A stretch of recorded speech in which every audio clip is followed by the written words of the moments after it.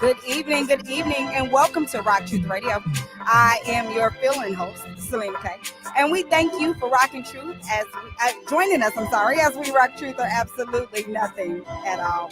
We live in a society today where truth, even before our very eyes, is consistently questioned, criticized, and altered to fit a person's ideology of God's original intent for the kingdom and for mankind. We believe that the Bible, our kingdom constitution, is inspired, infallible, inerrant, the final authority for all. Rock Truth is founded on He, who is the original point of reference for all things to come through eternity. Rock Truth Radio is a cross-cultural response to the economic climate and social crises of today.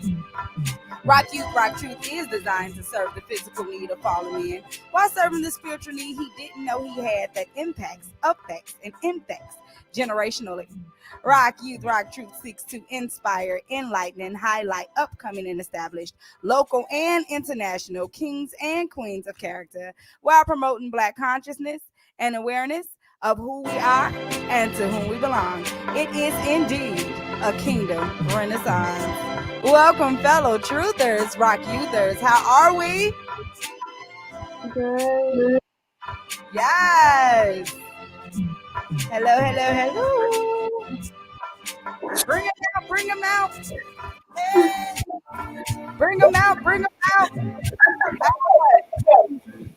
Hello. Hey. Hey. Hey, hi, boo. Hello. How are you? Hey. Tamaya. Y'all already know the Hi, Miss Star. Beautiful. Y'all know We see your nails, girl. Let's get into it. So that's the best of it. Everybody is doing amazing, apparently. Absolutely. Everybody amazing. Absolutely. That's what's up. How's y'all day? Good. I had a good day. I got my nails done. Oh, is that what makes your day good? You went and got your nails done? Yep. I know that's self-care. That's self-care. I got a blessed day since my stimulus ain't came. I'm having a blessed day. It still ain't hit. I heard that they said that if people not getting their stimulus, they gonna put it on like their tax return. Yeah. That's sick. That's okay. Because I don't even have taxes to return.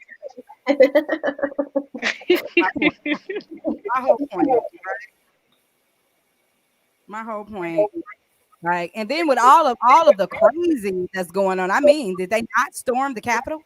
Did they not storm the Capitol? I totally understand, where the adults are coming from. We got some Rock Youth on here. Like, what are you guys overall observation? I don't even want to call it an opinion. I would rather just call it, what is your observation of what we witnessed in reference to them, quote unquote, pretending to storm the Capitol? I'm sorry. No, I mean, everybody's really been expressing themselves a lot over social media. And it was one thing that somebody said that was like, here we are protesting like non-violently for Black Lives Matter, and they're violently going to like another establishment. Like, we're in our neighborhoods and they're killing us, but the white people going for free. I don't know. It's just everything it's bad. Yeah. It's all bad. Everything it's backwards. It is. Did you say something? Yeah, I said everything is very privileged. And it's sad that to say we're in 2021 and things have to still be like this. And it just comes to a certain point like, will change ever come? It's been like this since my grandmother was a child. And we shouldn't have to keep living in this. Like, when is enough enough? And yeah, it just hurts. Yeah, absolutely. Absolutely. Miss Shannon, Shantae, you guys have anything on it? I mean, I just basically, I just, I'm dumbfounded here. You know, Oh I no, feel I have no comment. Pray for the world. That's all I can say. I'm not of this world, Hello. so I just pray for these people. That's it. Teach this, like for real. Teach. Go ahead, Miss Shannon. you know, I feel like we're so worried about other terrorists, but we got domestic terrorists, homegrown, right in our own house. You know, Homegrown. but we're worried about what's going on with how people can attack us from other countries. You know, and we got homegrown terrorists right here, Yeah. and apparently they can just do whatever they want to do. They just really show how vulnerable our capital is, how vulnerable we are as a country. You know, so it's Right. like Right. we already had that fear of raising our brown and black daughters and sons, but now it's like it's on 1,000 now. Like, well, yeah, if they can do this to the Capitol, what can they do out here in the streets? That's You true. know, so That's true. I mean, I'm with you. Like, I mean, just to even display it publicly, show the weakness that we have. Like, I think I saw a post. Somebody was like, "So we could have been took that over."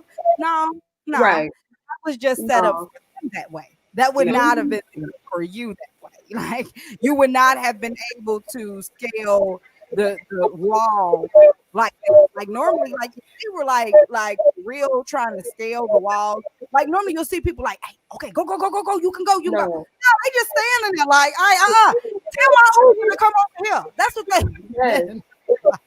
right. So Yes. they seemed be invited. They seemed welcome initially. Welcome like it was okay. Listen, Like they it would take was pictures with fine. they was But like, come on now. I mean, you could do how could you But you even know have what? It's exposure too. It's exposure too because our government has been hiding a lot. yeah. You know, they've been lying and hiding, and now they're exposed. They're Mhm. exposed. All of these people that said, that wanted to protest us, kneeling down and all that.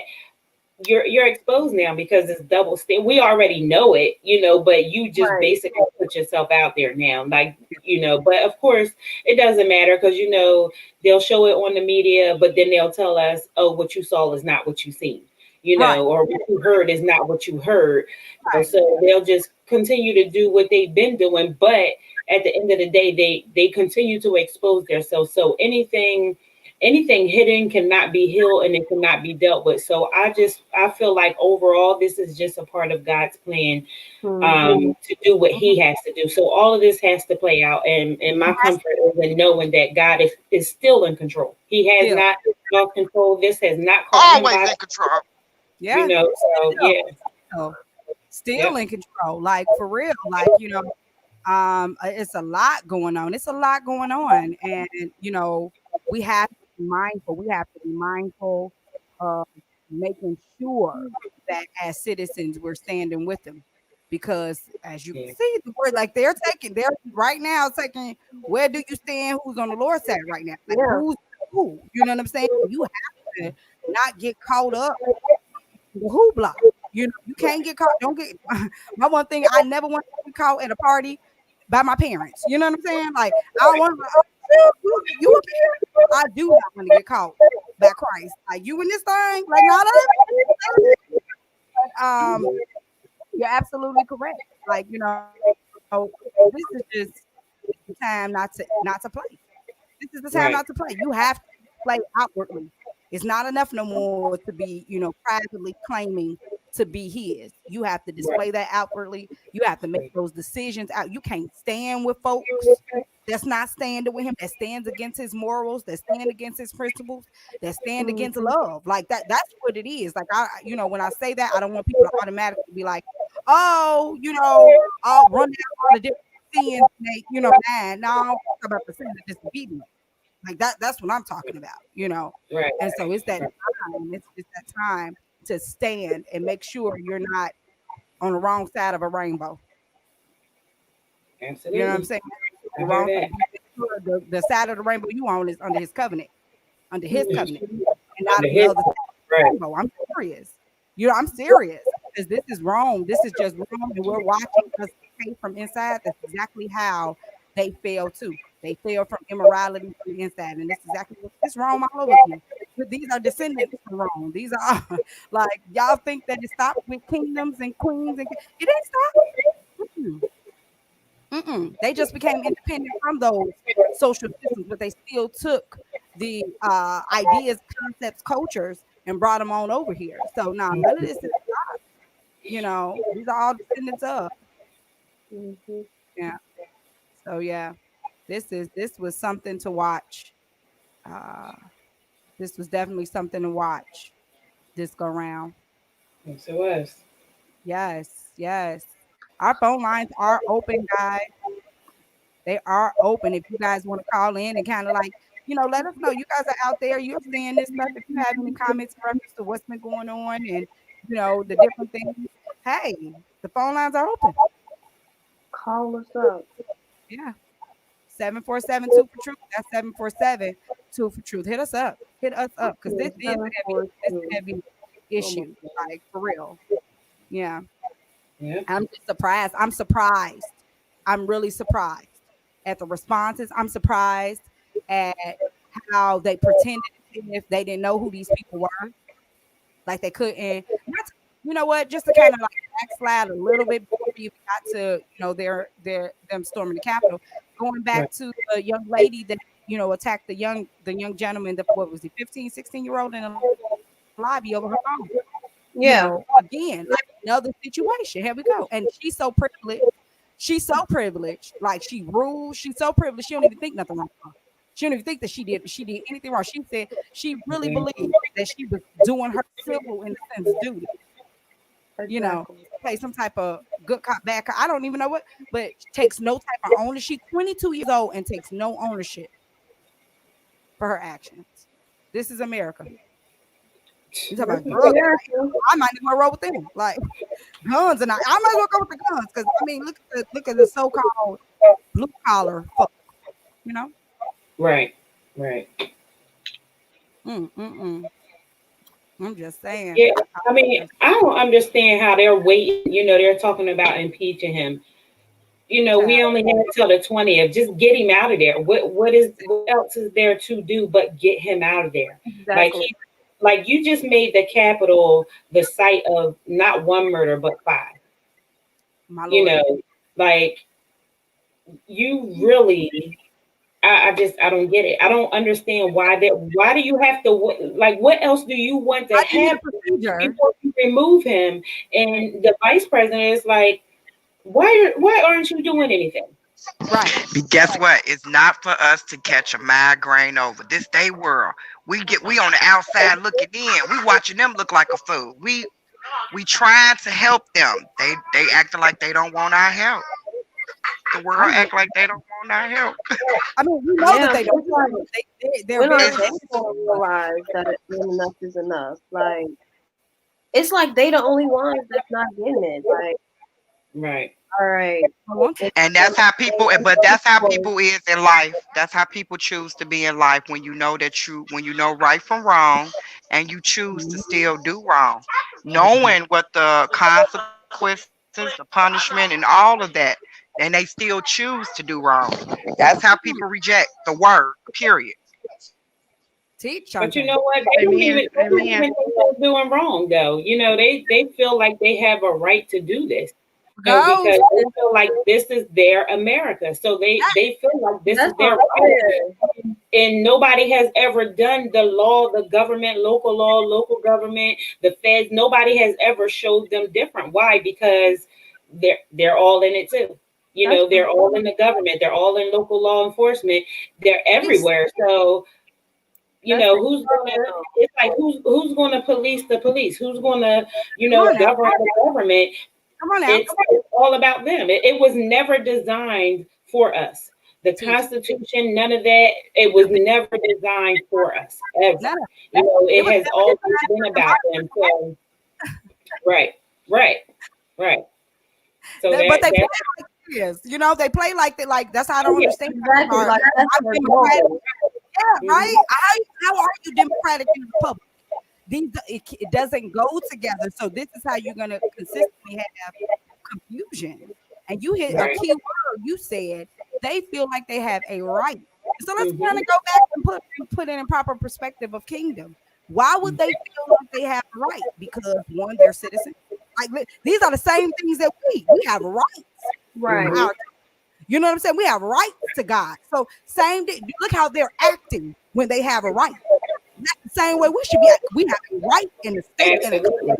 to this. And so they're saying like, oh, this is our constitution, this is our Capitol building. We paid the taxes here. Our people paid the tax. Like they actually have rights. So they think. I'm just saying. This is they paying the political people to be in place. So they're agreeing. No. Because none of this is none of ours to begin with. That's the problem. Ah, That's where everybody is wrong. Everybody is subliminally trying to make it seem like one race, ethnicity, one something is bigger and better than the other. And it's false. mm-hmm. Not right.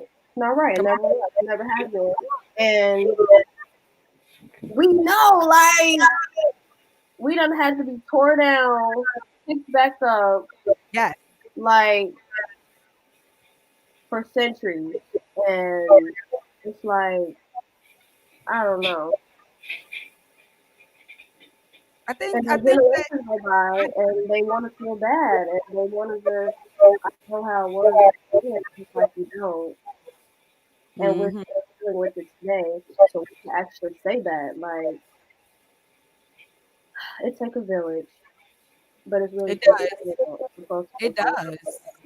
It does. And just like you're saying, the part where they're wrong definitely is by taking over. They were never damage, destroy anything.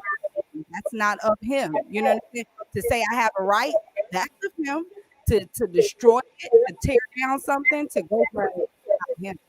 Like No. he gave us instructions for us to follow. Right. We ain't got to march. We ain't got to keep making out. We don't have to keep gathering. We don't. If Right. everybody simultaneously turn, there you go. You ain't got you. He never told you to do not another thing. But we gonna have a march tomorrow. Turn. You And then you there's got crazy. power. We're gonna do everything except for what he told us to do. Turn. Right. All right, we're gonna get everybody together, everybody on Facebook. We're gonna make our screen, our thumbnail this. Turn. You know, turn. Mm-hmm. So good, we got our guest here. It's 20. I am very curious. He has to bring to this conversation before we do his interview. We have with us today Mr. Jamal Gordon, who is also the COO of. Hello. Oh gosh, I wrote it right, and then now I didn't mess it up. Just trying to bring it up. Yes, a Paradise Funeral Home of Little Rock, Arkansas. And what I really, really loved that page was he is faith built, grace sustained. I love that. So we're going to bring in Mr. Jamal Gordon. Welcome. Welcome. Thank you. Good evening, everyone. I've been listening to them in the back. Listen, it says I'm backstage. So, Yeah. Yeah. You in the show now. like, like I was thinking about the Maury show or something like that. You in the backstage waiting to come out. Yeah, I was just listening. I was thinking I'm online with a lot of powerful women tonight. Woo. Thank you, King.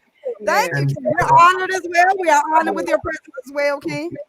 Well, what do you bring to the conversation? What was your overall, ideology? As far as what's going on in America right now, it's highly wrong. I think it's wrong, and I think as people, we shouldn't have a deaf ear to what's going on, especially in our Black community. Never. We need to know what's going on and be focused on what's going on, and do not miss the mark of what's going on, because there's a lot of hidden things called hidden agenda that's going on now. And I've always been told, don't be trying to be the loop when everything's already done. Try to be on the beginning stage of when things are happening. And right now, we are at the beginning stage of the new age and new different things, how things are going in the world. Even with police brutality, that's not new. but there's new ways of doing it now. You know, they're doing it now and they record it with the technology. So we have to know how to monitor and adjust our lifestyle to what's going on. You get pulled over, especially a black male or even black females, anybody really, you know, take those safety procedures, make sure that this police officer know that he's being recorded, or you know, where he knows that okay, I can play with this person. And you know, just basically be attentive and knowing that okay, he is the officer of law, he has his authority and stuff like that. Let me kind of tone down. I might be frustrated, but let me tone down and be the citizen that I am and how I was taught and raised to be. And that scares, I think knowledge scares a lot of things off.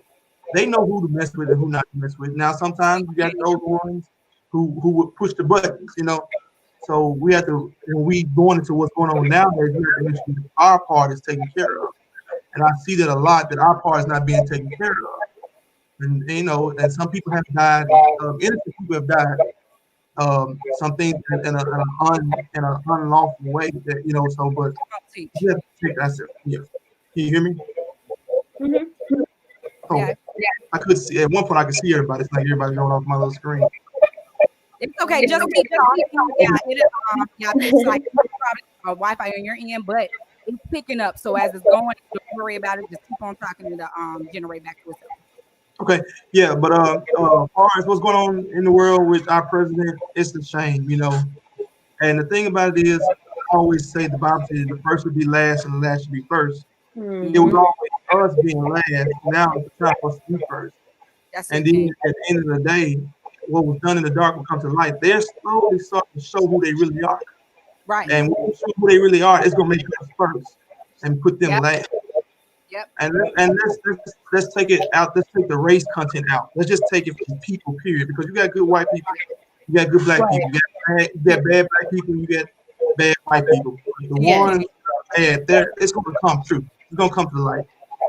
Yep. Yep. I totally agree. Well, before we go into our commercial, let's just go right into our first question of the interview. What got you interested in wanting to own a funeral home? Well, I never thought I'd be in a situation. I don't own the funeral that I'm at. My god brother Derek Blake is actually the owner. I'm the chief operation officer here.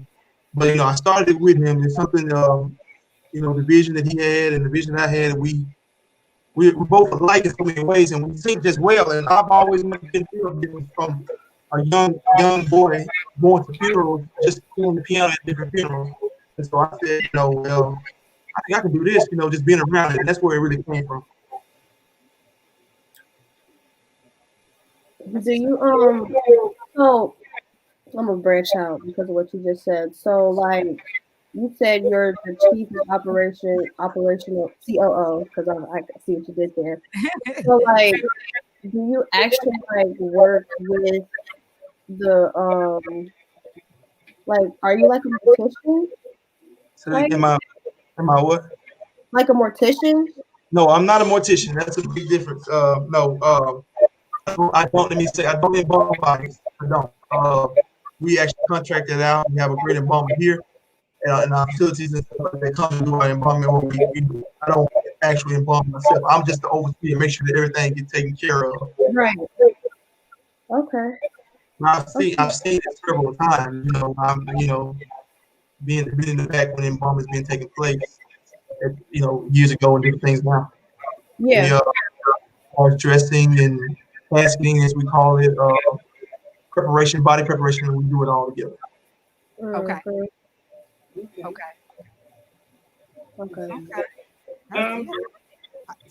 Did you want to go, Miss Shannon? I can go next. I go. Mr. Jamal, a question for you. What kind of mental stability or ability do you need to have in order to come into this point of work? That's a good question. Well, that is a good question. A lot of times you see people that are in the funeral business, especially like the older guys. Let's think about the those scary movies. They always make it seem like we are creepy people or right. Weird. So like me personally, I'm not the type of guy, and even the owner here, he's not the type of guy. We're down to earth guys. It's just what you have to do and get taken care of. You know, you have to have what it is, what we call it is last minute planning, party planning, quote unquote. Uh, because event planning, not party planning, sorry, event planning. Because if someone passes away on a Monday, more likely you might have that service on a Saturday. Yeah, for all this stuff is 1 week to get flowers in, caskets, stuff like that, to have an actual service. Like I said, it's another event plan. So the mind you have is knowing that you can handle get stuff done last minute type from a last minute standpoint. Yeah. Mentally, honestly, you can't be scared. And as years come, what I do now, you can pay me to do this probably 10 years ago. You couldn't. Even though I went to funerals, playing piano at the funeral, in the back, doing all this stuff. Oh, I was scared. But after so long and being around it, it comes second nature. It's not as bad as people make it seem. It's not. But it's something you have to want. Yeah, I feel like it's all about that too because I'm actually like interested in the funeral home business. Like at first it went from it's not on like a business level with you. I actually want to be in and dealing with the bodies and like helping families in their time of bereavement and stuff. So when I first started school, like I had went to school for forensic science and then switched my major over to nutrition. So, and I feel where you're coming from because, like, I feel like people have always tried to make me feel like I should be creeped out or that I shouldn't, like, want to be as passionate as I am to want to do it because, like, I'm young and you could actually pay me to do this stuff, like, be around dead bodies and help people during their time. Like, this is something that I want to do. It's something that I would do for free. Like, that's how passionate I am. And my grandfather, he's just always saying, that's just something you still want to do. It's something I still want to do. Somebody's got to do it. And I mean, if you love what you do, that makes it even better. That's the best thing. That's the best thing. I commute to my job every day, 45 minutes. I'm in a whole other city. The funeral home is Little Rock, Arkansas. And I make that drive every day. And I'm happy that I make that drive because, it's something I love doing. And honestly, I've learned to make that 45-minute drive work every day. I can find something to focus on and think about my devotion that day coming from Pine Bluff to Little Rock. So it gives me that 45 minutes to myself, do whatever I need to do. And you got to be passionate. My favorite part about being in the funeral industry is actually sitting and meeting with the families and after the day of the service, seeing everything that you did all this week go into one thing, like that whole event coming off that Saturday and seeing the smiles on their face because we try to give a very, very unique service for each individual. Every service will never be the same. Everybody is not the same, so we don't treat everybody the same. We're not going to give you that standard. Okay, we're going to go in, sit down, and have church and out. No, we want to make sure that we meet the needs of the people. Right. That hey, their loved one has been appreciated, and they see that we are honoring the things at their service. Exactly. That's awesome. That's where education comes from because I insisted that I take like a religious studies class or like a class where I can learn about different religions other than my own, just so that during the time of them losing their loved ones, I can do what's right and follow their protocols and respect their wishes because I know it's not the same as mine. And I wouldn't want to disrespect them or make them feel any lower than they already are during a fragile time. Education is very, very much needed because they don't even, some classes that is needed, they don't even recommend it. It's not even, you don't have to take it. So people are going out ignorant and missing the importance on how we're not all raised the same and we're not all doing the same thing. Absolutely. I just want to encourage you too. One, you stated, Toya, that this is a passion. This is something you would do for free. So you already know you're on the right track. Like that's where you need to be. Two, yes, you should take courses that speak about different denominations other than the one that you have associated yourself with. However, when you are providing service, learn that there's no, see, what Pastor told me is that you have to learn how to speak Christ, speak his principles without saying his Mhm. name. And so, yes, you can learn like, okay, this is how they get down, but at the same time, all you need to do is provide law, which is love. Right. You don't ever have to bring up any denomination because we're not any denomination. We're kingdom citizens.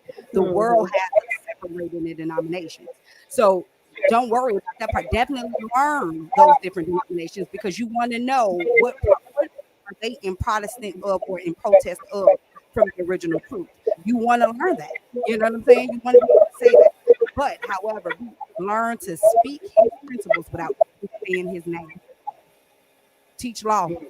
Be love. You know what I'm saying? That's it. And sometimes the words are even necessary. Just you showing his love. That's it. You know? But yeah, I think that's dope. I think I love the fact that this is your question. Do you have any more questions for him? I can go to my next question, but I would really love for you to get everything you need out of Mr. Gordon because this is really tailored for you. I have a question. Go ahead, Celia. Okay, I wanted to know what are the steps in embalming the body? What are the steps that you have to take to do that? To embalm the body. Yes.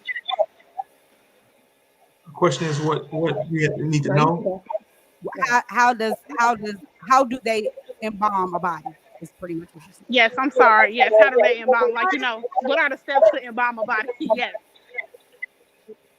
Well, it's a lot of steps, and it's kind of it can't be just really said over the phone or on the interview. I mean, you have to know the arteries and stuff like that. Normally, they have an artery where they go here, and it's a lot. I really can't explain it.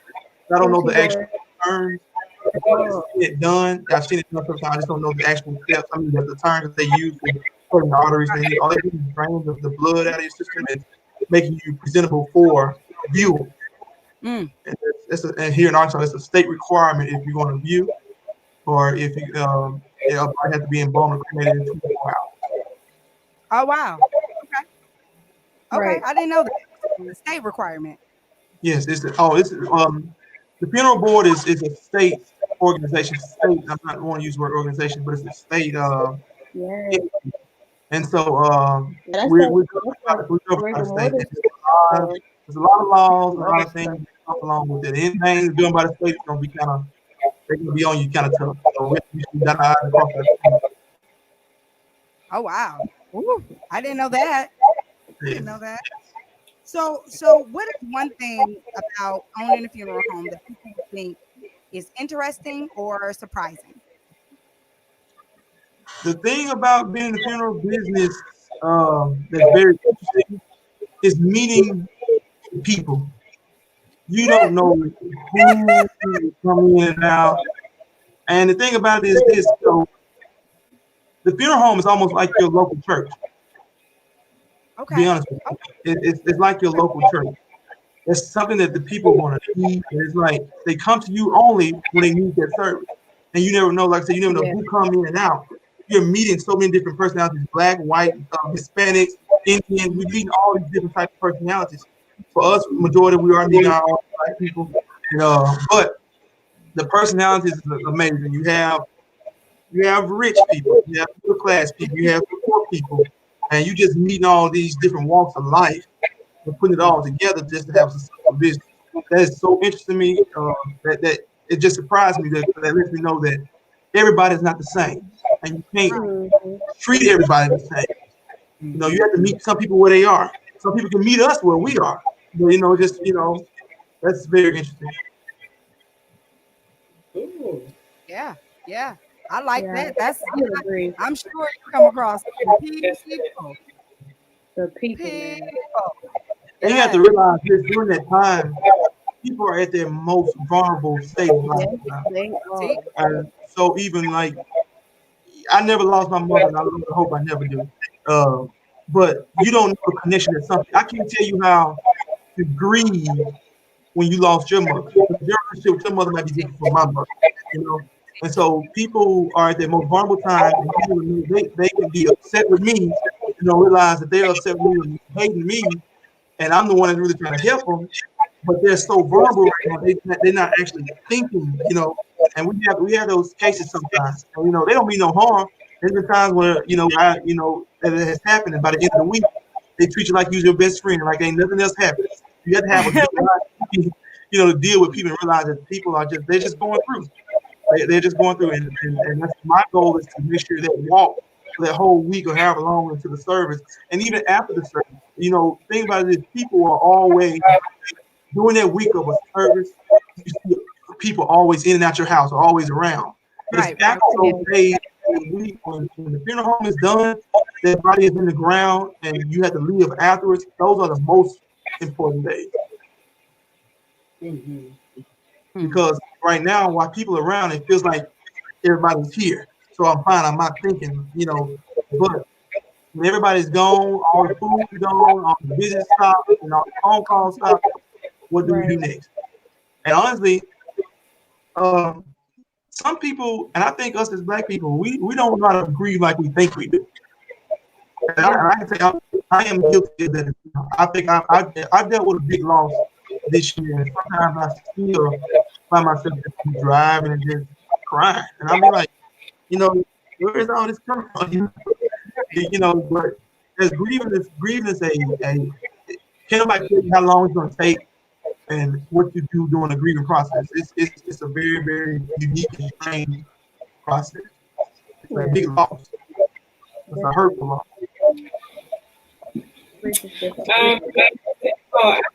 I can definitely attest to what you're saying about how people grieve differently. I work in the hospice field, so as a hospice aide, I literally get to see their last moments before they come to you. So I've experienced a lot of dealing with the different, you know, roller coasters of people's emotions, up here, down there, over here. 1 second they're okay, and within the next millisecond, you know, they're breaking down, they're laughing, they're crying. So I've literally had to help people, you know, counsel them, you know, because sometimes there's these unresolved issues that these families are having. Sometimes the patients themselves are not making peace with, you know, where they're at in their transition, and you run across a lot of guilt, a lot of unresolved issues. So I definitely can attest to the fact of this thing is heavy, you know, and you have to have compassion when working in this type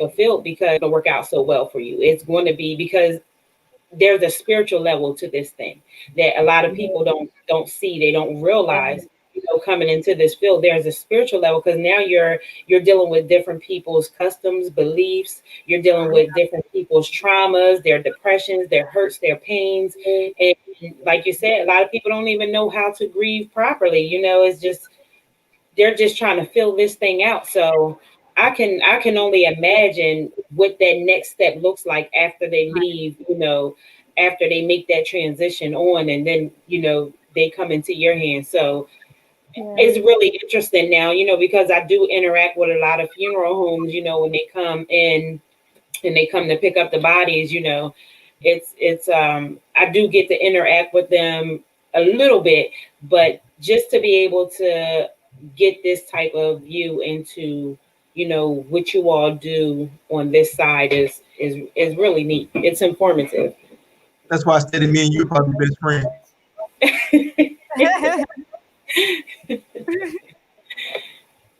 Yeah. You got any more questions? I don't have something to say. It's for you. I was just thinking of, like, because I've been involved in like death almost my whole life, because like I am involved in the church and I sing at funerals as part of the choir. So from a young age, I've just always been at funerals, strangers, home members, whatever. And growing up, I was realizing, and like telling other people how different for me, like it was some kids that we weren't even kids no more. We were in high school that was saying they ain't never been to a funeral, and it's just crazy to me because we all know that death is inevitable. And the fact that it just sounds like their parents were keeping them from knowing what death was. Right. Because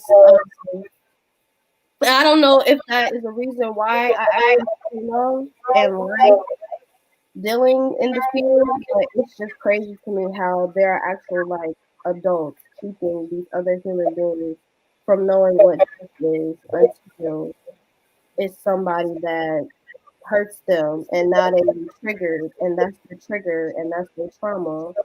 And it's like they could have actually been growing up and just have flashbacks and they wouldn't have to realize what it was because this is their first funeral at 15 and it's their grandma, like Right. Right.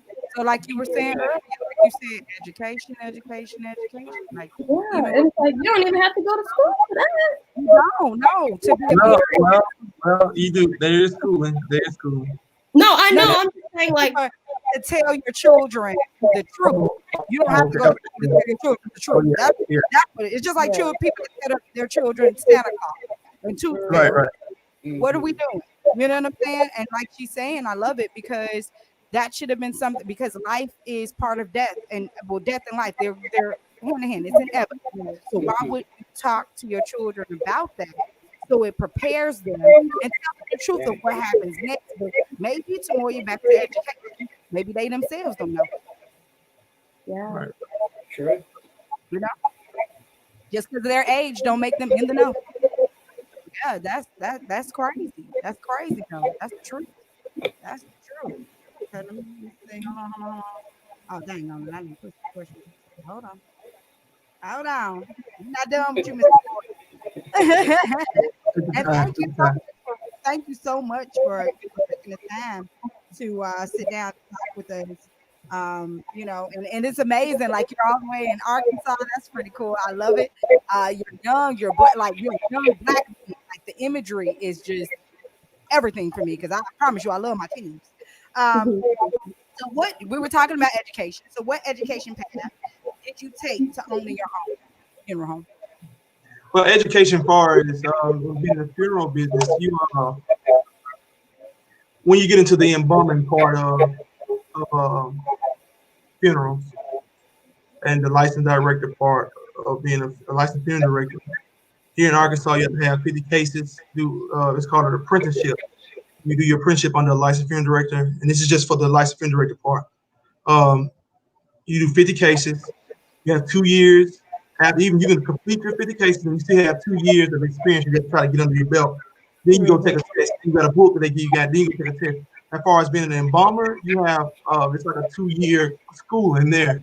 It's like taking a not a, what those, like a trade university. It's not like a real like a university where you get your associate's degrees from it. You got to get a degree in embalming. Yeah. And it's like a junior university. That's not the word I'm looking for. But it's not major university where you get 2 years. Just 2 year degree. Oh, And, like a college type? Yes. Okay. Trade in a sense. Yes, and we have 3 of them, maybe 2 or 3 here in the state of Arkansas where you can actually go.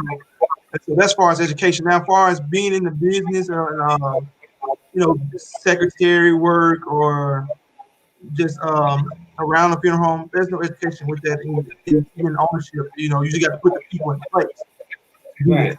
They have subcontractors and contractors to do different things. As far as your embalming, your pickup, when I say pickup, going to the hospital, picking up, or going to the house calls, there's nothing to that. Okay. Yeah. Yeah. That's man. Hold on. Go to my other question. How old are you? And I was gonna say that. Older. I thought you were look older. How old are you? 27. You said 29? Right. 29? 27. 27. 7. 37. Oh my goodness, King. I thought you were And older. not I don't only know. are you a director of a funeral home, you also are a CEO of a cigar company. Am I correct? Correct. Okay, so let's talk about that a little bit before we, get out of here. How did Say you that get again. started? I didn't hear you. I said, let's talk about your cigar company before we get out of here. How did you get started in that? Well, I was in I graduated high school. When I graduated high school, everybody told me I celebrate with something. I always try to be different and unique about how I do things. And my best friend, we was riding in the car. And I went to the gas station to get some gas. And I saw a cigar. I was like, I'm gonna get a cigar. It seemed like a boss move. And so I get the cigar. And when I got it, I took it to the car and we lit it and I smoked it and I choked on it. And I about died, choking on it. And so we went from there. I said, man, I can't let that, I feel like it beat. I didn't feel like I lost against them. So I went and got another one and studied on the art of smoking cigars. And I was 18 at the time. And then I just been smoking cigars since then. But I used to come to Little Rock probably 3 or 4 times out the week to get better and premium cigars and stuff like that. And something just told me, look, where I'm from is the city I live in is not even there. Try to open up one and see, how it worked out. And so it went prayer, and that's what I did. And I just opened up one. Never thought I would be in the cigar business because I'm a minister music in my church. That was one thing. And Right. my biggest profession is being a musician. I'm an organist and piano player. That's my biggest thing. That's my main occupation. And so never thought I'd be in a business dealing with cigars. And so I ended up going there and I bought cigars and ended up opening up a cigar shop. And it's been open for 3 years now, going on 3 years. And so it's doing pretty well. Absolutely. I will say this, even though we're against him right now with Trump, one thing I did read once before, he always said it's best to have more than one stream of income, multi-stream income. So that's one thing he did teach me. So That's I know I that's right. did learn that. He's not a billionaire for no reason now. So No, he's not. Let's talk about it now. Let's we have talk about it. to take the fact he's not a billionaire for no reason. But Yeah. sometimes you gotta take off a little bit and what you can chew and spit out the rest.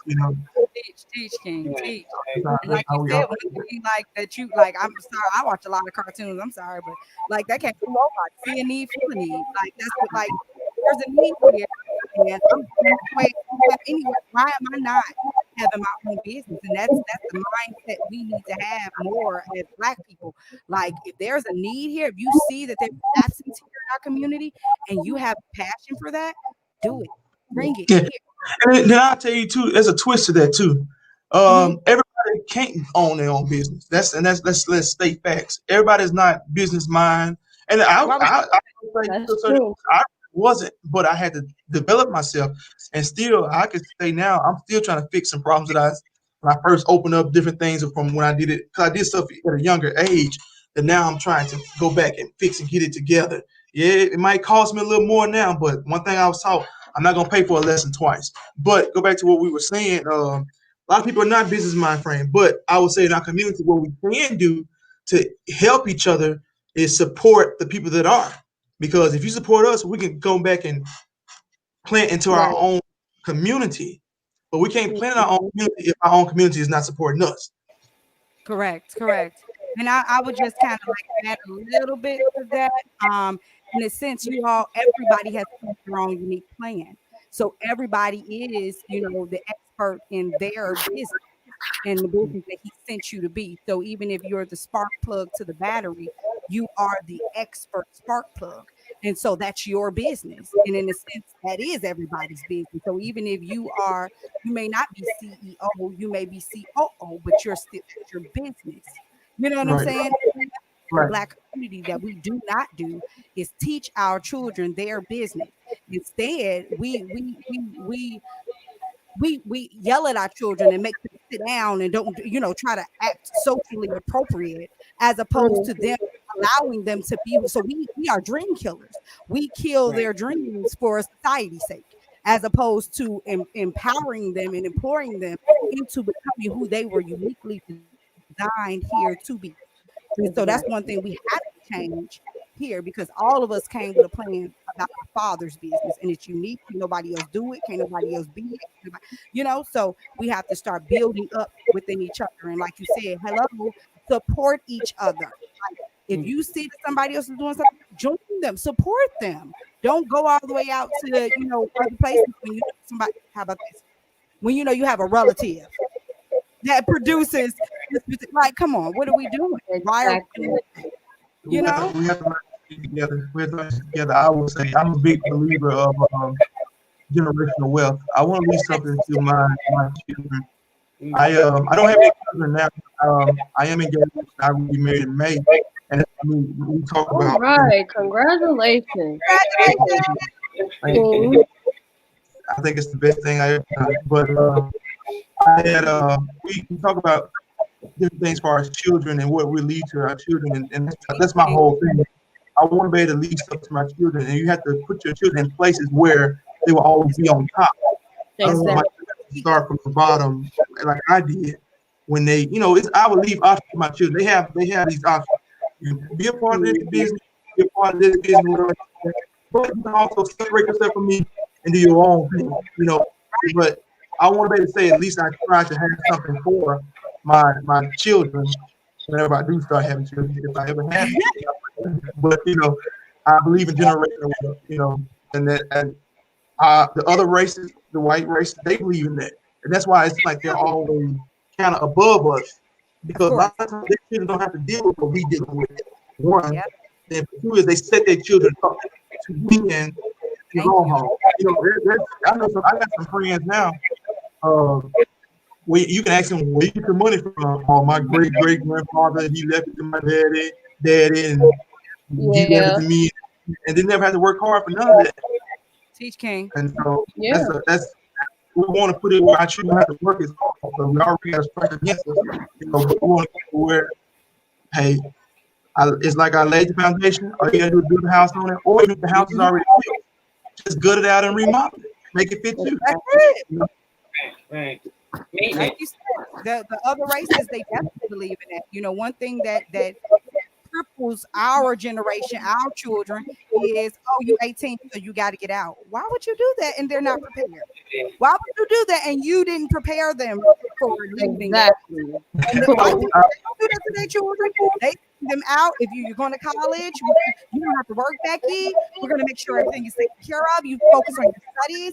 We're telling our children, oh, you got independent woman. You got to get it out the mud.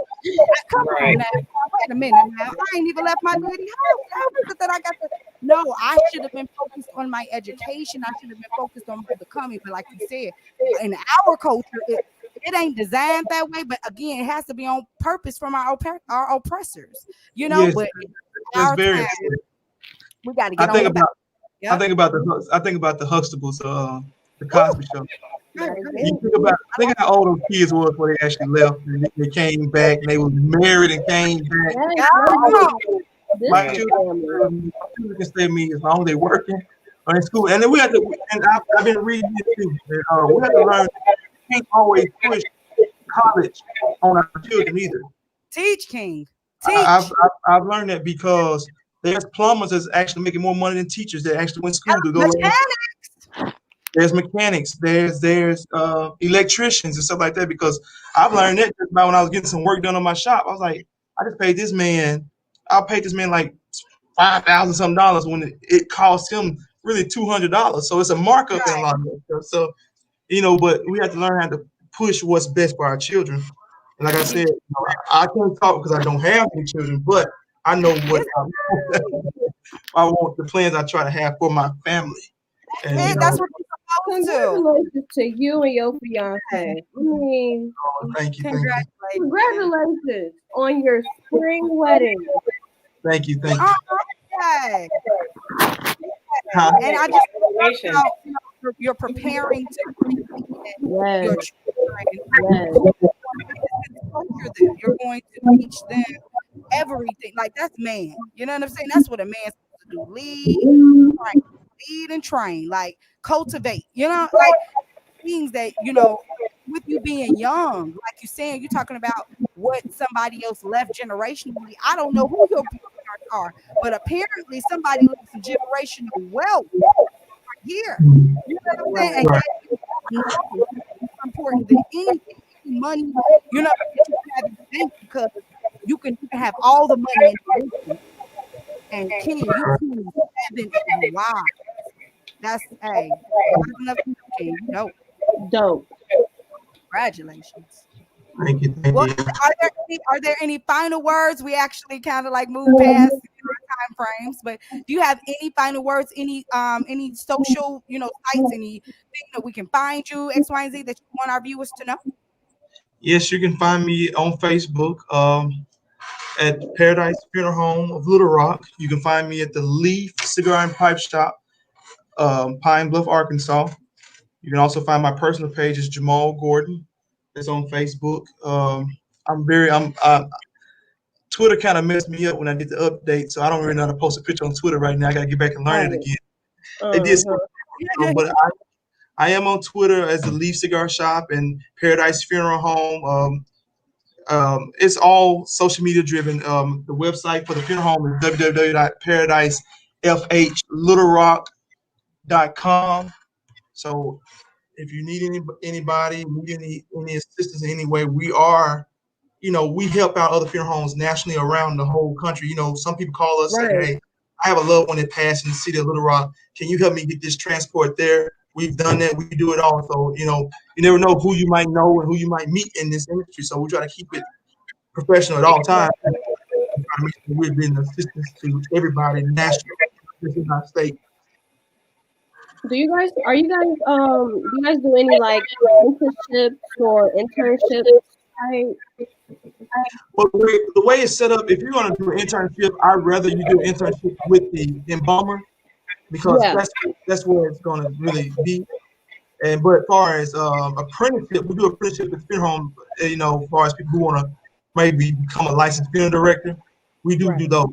You can do your 50 cases and your 2 years with us as a funeral director. It was 18 months. It was not 2 years, 18 months. Oh wow. And if I wanted to like know the business side and the science side, I could do both of those at the same time, couldn't I? And finish Yeah, at you the can same you time. can always learn the business side.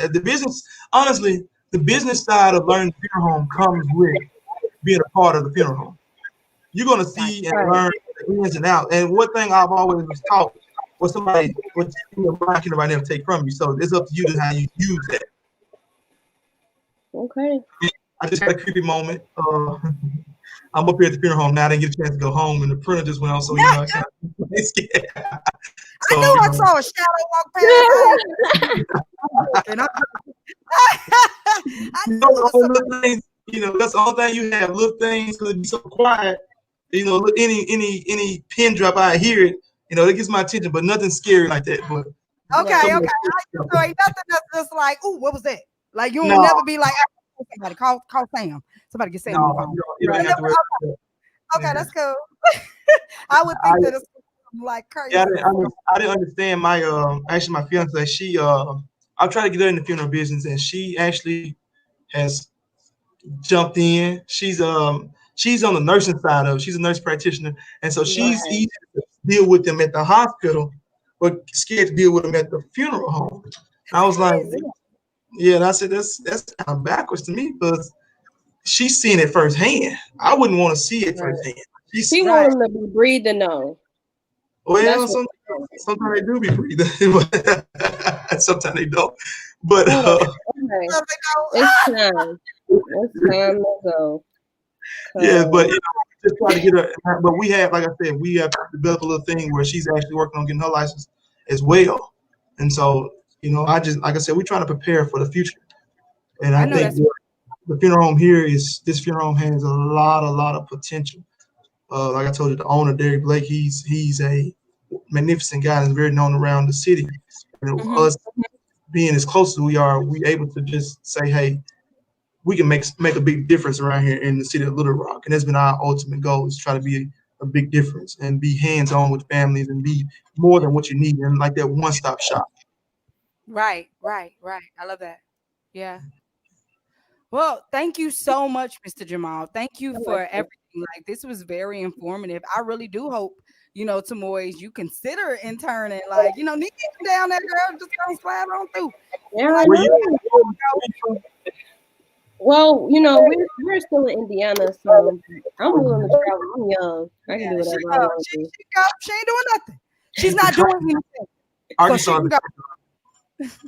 Yeah, and we got family down there, so it's just I'm all about the education. So I'm glad that we even talked to you tonight, so that I even have it on my membrane. Where Yes, you? and a possible mentor connection. Like this is what Rock Youth, Rock Truth is all about. So like for real, pair Definitely. you guys with your future. So like you're saying, this is generational stuff that we should be giving you guys.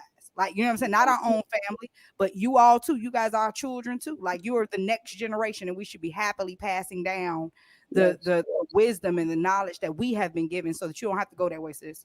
You don't go that way. Come over here.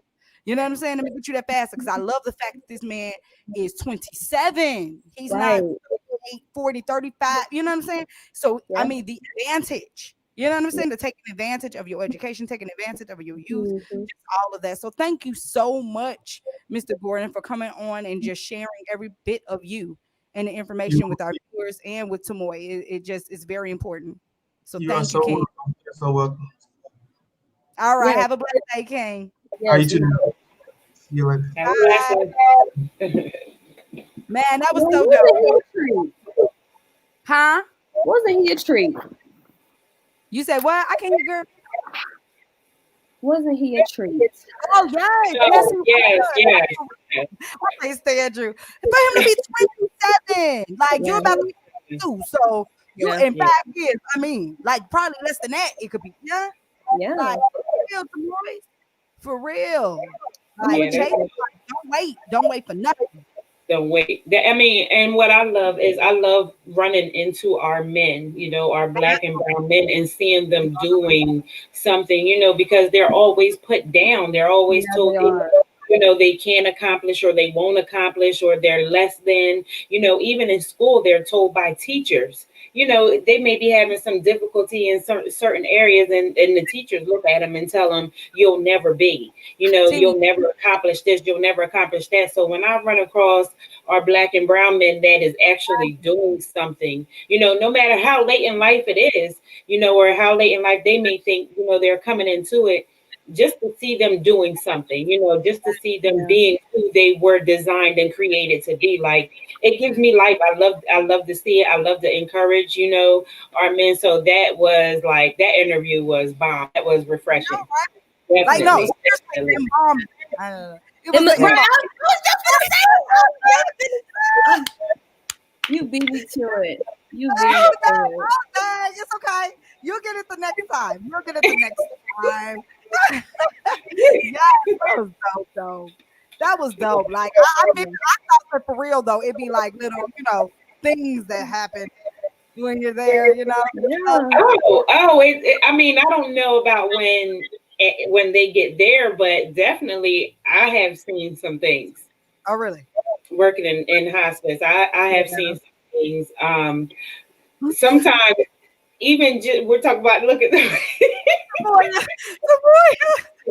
no, listen, there sometimes and they might flinch or jump or something, and you like, what? Let me tell y'all.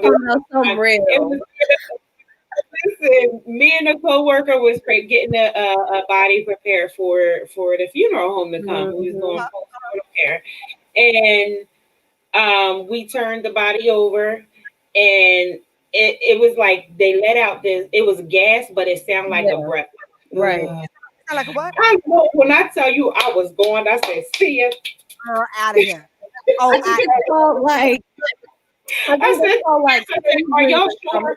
Something like Sure that. Yeah. I know about that stuff though. I'm expecting you to say you saw something flying or something. I know. I have seen spirits and stuff like that. Yeah. But not just in the funeral home. I've seen spirits outside of work. So yeah. Right. Yeah. Yeah. So I do know. I still couldn't like Tamoya. Like your position and how very direct and upfront and just all of that, I can definitely see you doing this. I really can. Like it's just not like, oh, it's about it. Like it's just like it's not, and I'm just like a body, and you like it's about it.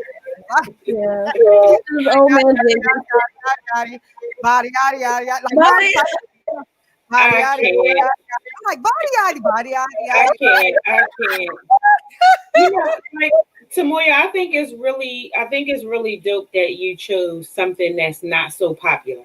You know, because everybody is running to the popular thing or the trendy thing. But I commend you like for sticking to what your passion and your compassion is. So I think that's really dope, and I think you're going to do exceptionally well. Thank you. Like, listen, you got a lot of knowledge up there, honey. Like I'll be listening to you talk. Like I'll be so excited. Yeah, we know we were. She the truth. Yeah, so Truth on my life. Like I'm serious. Like yeah, She know. You know, but she still got to go out absolutely. and learn. You know what I'm Right.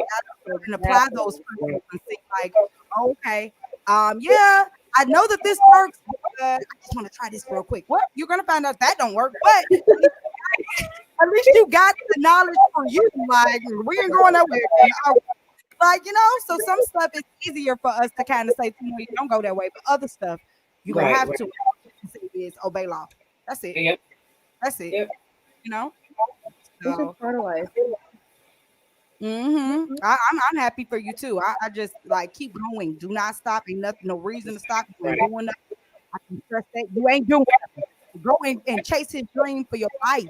You know, while you have time, don't take your youth for granted. You know what I'm saying? Don't take your youth for granted because we have babies that don't make it past. They don't even make it. You know what I'm saying? So just understand that, and that every day is a gift that he gave you. Girl, please go light it up. Go light it up. Mistake after mistake after mistake. Just go back. Go back. Turn back. Turn. Turn. Oh, she about to get started. Okay. All right, guys, we're gonna get ready to get on out of here. I am excited. I love the interview. Shout out to you, Mr. Jamal Gordon. And thank you so much. Right, he was lit. He was lit. Yes, out of Arkansas. Like I love the people that we get to meet all over the world. You know what I'm saying? And that's the blessing. So hey, y'all, tomorrow you already know what to do. Take us home out of here. Be lit. We live. We true. Be you. RockTruth every day. Every day. She always got like a tagline at the end. I promise. I can't remember what show we was on. I was like, I did you, and I was like, right, what we live out the truth for you, RockTruth, even if it's a Sunday or a Monday. Like, what is that? Like that's so her. Or if you got time on Thursday, you could if you want. Every day. At 6 o'clock. Yeah. Peace, RockTruth. Peace. Peace.